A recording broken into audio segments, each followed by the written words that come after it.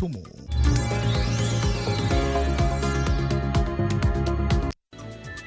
Gini nya kwa mgojong nyalo tudri kodo namba mararia deka uchiela no kamene wantira chiel ka chiel mbui marwa mar Facebook gi YouTube. Nyinga en James Opondo.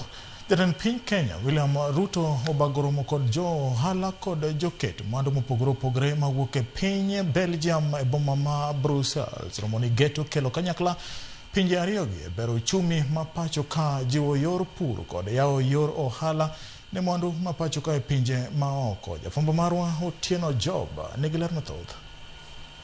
Kaka achiel kuom yore mag bero uchumi mapacho kaka achiel kod bero ngima oganda jo Kenya, Jatend piny William Ruto oromo kod jo ohala kod joket mwandu e piny Belgium mar bero osiep e kind pinje ariyogi. Jotelogo wacho ni Kenya en achiel kuom pinje mabeyo e kete kembe kaluwore ni otiyo kod teko maler masani thoth pinje dwaro. Bridges between our two ports and strengthen each other and create together, co-create, co-develop port platform. We go to the best places in the world to run our machines, and we need two things. We need renewable energy, but we also need CO2 storage potential. And actually Kenya is one of the best places in the world to do so. Jotelogo singo medo ndhadhu ne mwandu mapacho kae kaka chai, kahawa kod avocado, kendo terogi e pinje mahoko.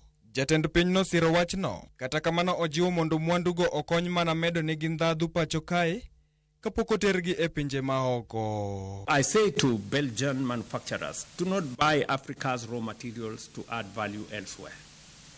Come and build with us. Avocados, in other words, we're looking at cold chain supply, and I've been talking to a number of people. Gisingo mar keto thuolo mag tije ne ojende mohingo 20,000, kaachiel kod keto omenda mabiro bero ngima oganda chopi higa 2030. 20 and 30,000 direct jobs, 20,000 on top.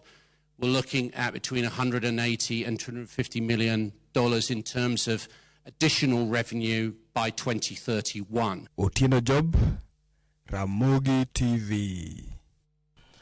Erokamano Otieno Job kuom alipodno ka odhi nyime en komiti mar od bura mochung'ne weche mag omenda ne obagoromo gi jodak